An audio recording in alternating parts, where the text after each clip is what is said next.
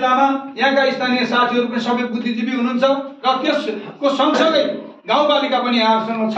यो कामलाई कसरी फत्ते गर्ने, सम्पन्न गर्ने, राम्रो गराउने, विवाद रहित गराउने मामिलामा हामी पनि लाग्नेछौँ भन्ने भनाइ राख्दै यहाँहरूसँग यसो अलिकति दुई चार शब्द राख्ने सुवर्ण मौका मेरो पनि मिल्यो। साथीहरूसँग जुन किसिमको धेरै वर्षदेखिको चाहना थियो, अहिले चाहना अब अन्तिम चरणमा आएर यसरी भेटघाट भएर काम सुरुवात गर्ने चरणमा चाहिँ के अरे सहभागी भएर मैले पनि बोल्ने अवसर मिल्यो।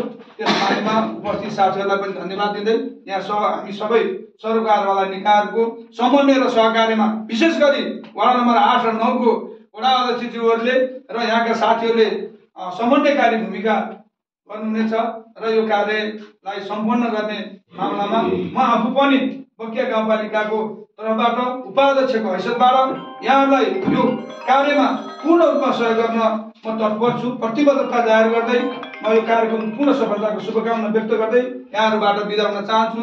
हस्, धन्यवाद। धन्यवाद उपाध्यक्ष। यहाँले चाहिँ अब सबै कुरा चाहिँ स्पष्ट गरिदिनु भएकोमा र अब त्यो जग्गाको मुआवजा र अनि त्यसको घर पर्ने जग्गा पर्ने कुरामा एउटा चाहिँ ढुक्क चाहिँ के हुनुहोस् भने उठीबास हुने गरी एडिबीको प्रावधानमा त्यो छैन र 10% भन्दा कसैको त्यो चाहिँ जग्गा जमिन जान्छ भने त्यसको पनि प्रोभिजन छ के।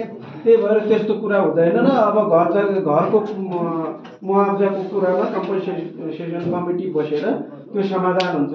दोस्रो, वनको कुरामा अलिकति हाम्रो बुझाइ चाहिँ अलिकति फरक भएको छ। त्यो पनि म अलि स्पष्ट पार्दिउँ यहाँहरूलाई।